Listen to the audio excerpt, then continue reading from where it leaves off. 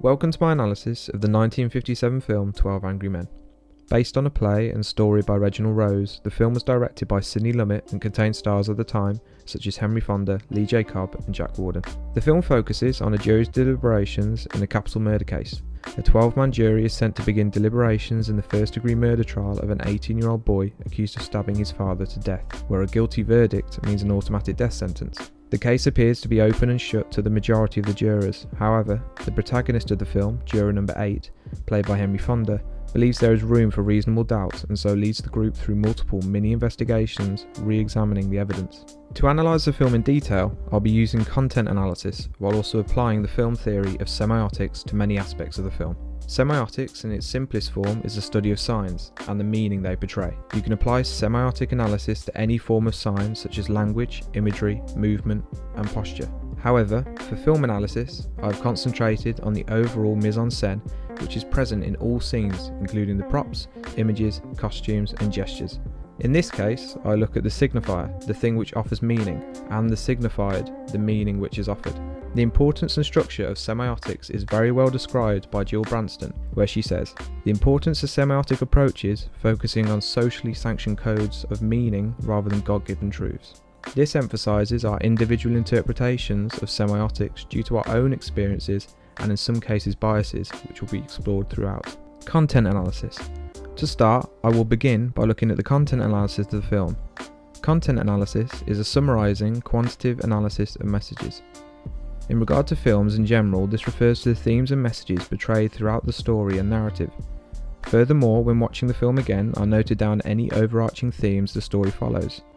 The two main themes which I found were discussed and portrayed in the film were conformity and prejudice. Conformity. Conformity is exposed especially at the start of the film through the way the jurors voted. It was clear to see from the glancing looks and due to it being a show of hands, the reluctance of certain jurors to go against the general consensus of a guilty vote. It was only juror 8 who was brave enough to express his concerns and in turn go against the conformity of others. In turn, it was clear to see the other jurors' shock at the non-conforming juror 8 as he voted not guilty. The second vote, about 30 minutes into the film, however, shows the true colours of the jurors as it is decided through a secret ballot. This also has semiotic connotations, which I will go into later.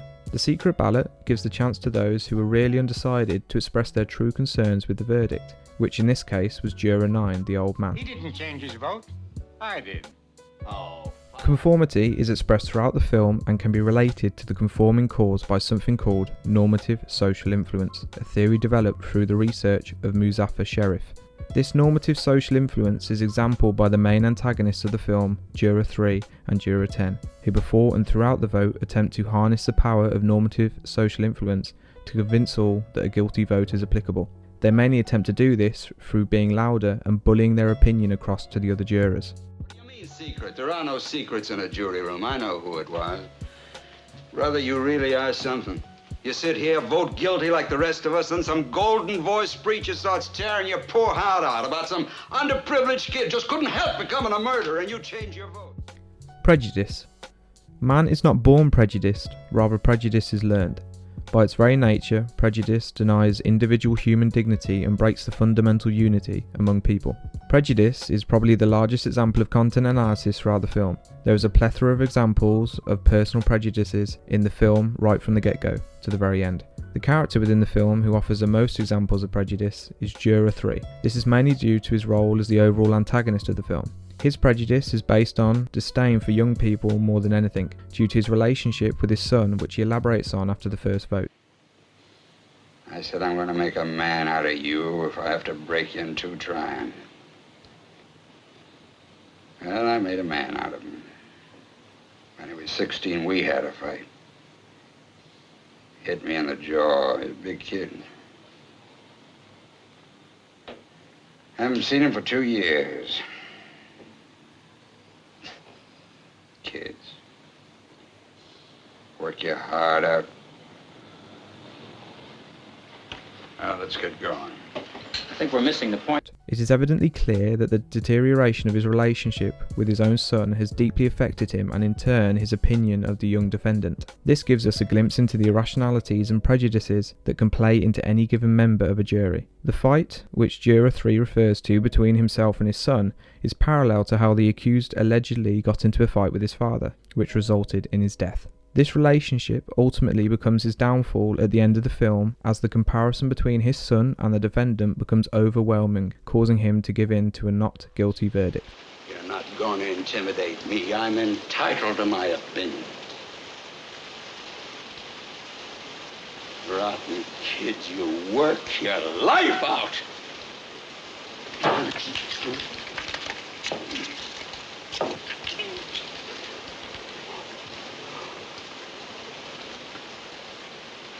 No.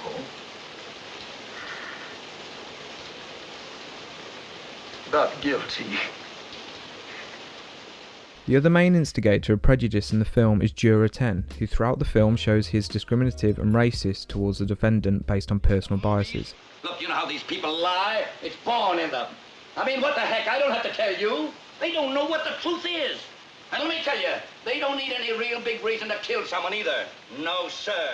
While it is never clear what the race of the defendant is, what is clear are the prejudices of the jury members. Juror 10 refers to the defendant and his community as them, which allows us to lump them all together under a certain category. His portrayal of the defendant is so repulsive that it causes the other members of the jury to physically move and stand facing away from him. Most of them, it's like they have no feelings. They can do anything.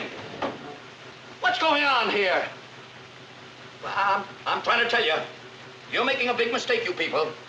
This kid is a liar, I know it, I know all about it. In turn, after this point, Juror 10 loses all credibility in the eyes of the other jurors, once again showing the overwhelming prejudice was ultimately his demise. There are also small remarks made by other jurors in the film exposing their prejudices and biases, including Juror 4, who goes on a rant about the kids who grow up in the slums, in turn fueling the bigot Juror 10, who praises what he is saying and calls these kids pieces of trash, not realising that Juror 5, sat opposite to him, grew up in the slums.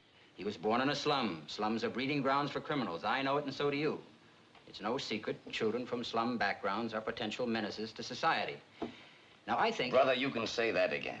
The kids who crawl out of these places are real trash. I don't want any part of them, I'm telling you. Listen, I've lived in a slum all my life. Juror 7, who doesn't show many signs of prejudice in the film, lashes out against Juror 11, who politely questions his understanding of the term reasonable doubt. Juror 7 then proceeds to bring out classic prejudices against him, as Juror 11 is the only migrant member of the jury. You still don't think there's room for reasonable doubt? No, I don't. Pardon, maybe you don't fully understand the term reasonable doubt. What do you mean, I don't understand? Boy, how do you like this guy? I'm telling you, they're all alike. They come over here running for their life, and before they can take a deep breath, they're telling us how to run the show, huh? Semiotic theory. The room. Probably the biggest signifier of the film in regard to semiotics was the jury deliberation room. The room, due to its importance to the whole content and narrative of the film, represents many meanings through its design and environment. The first point is that the room is obviously overcrowded and doesn't leave a lot of space for the 12 jurors throughout the film. This, paired with the apparent high temperatures of the day, causes not just heat, but subsequently the tempers of the jurors to rise from the outset. As shown by the following clips, the heat in the room is obvious due to the appearance of the jurors and their verbal complaints.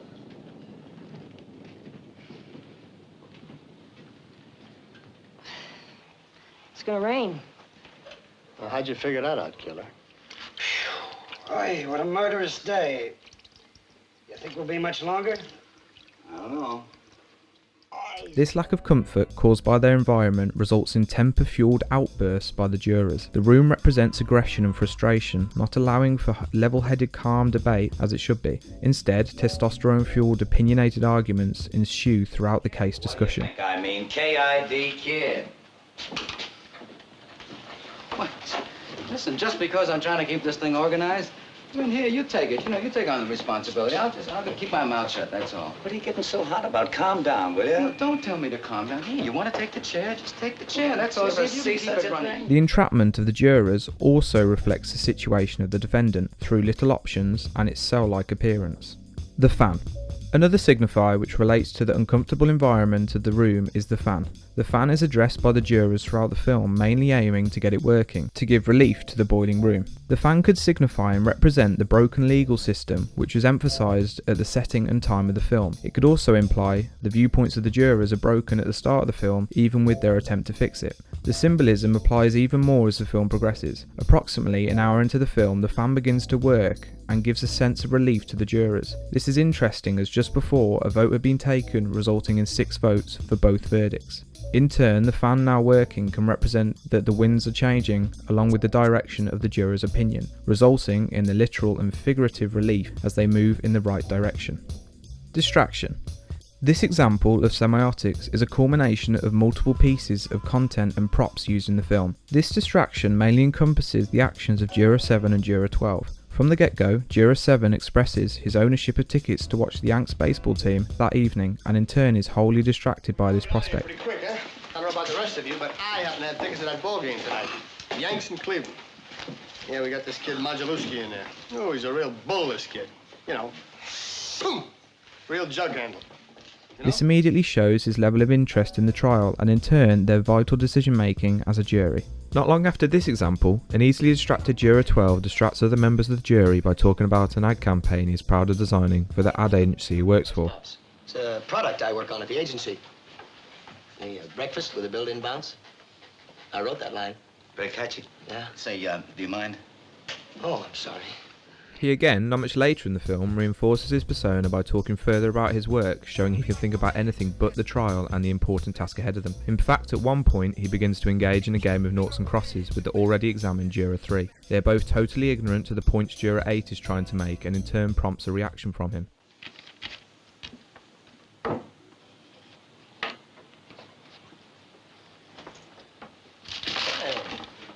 This isn't a game. This example in particular emphasises their ignorance to the severity of the task at hand and represents how they are treating the trial as a game.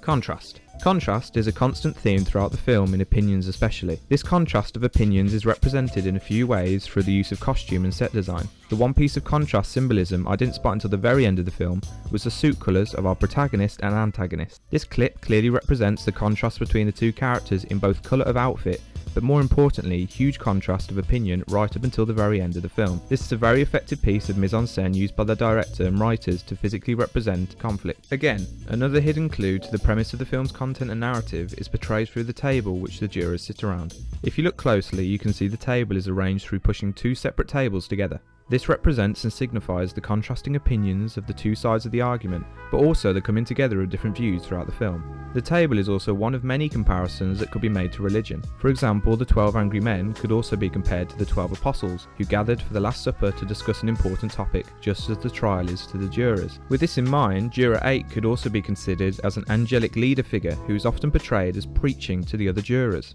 The switchblade.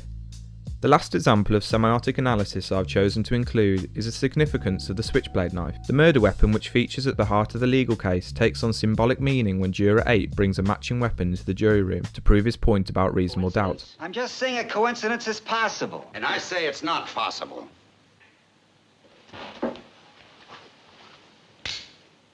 Where did that come from?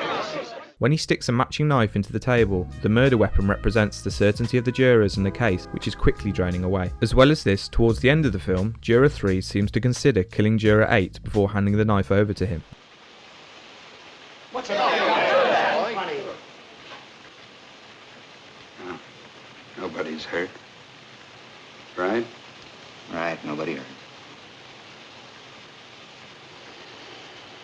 Well, this is the way I'd stab a man who was taller than I was. Look at the angle. Down and in. And this is the way it was done. Now tell me I'm wrong. This act symbolises a transfer of power, an active decision on 3's part to relinquish his aggression and stubbornness.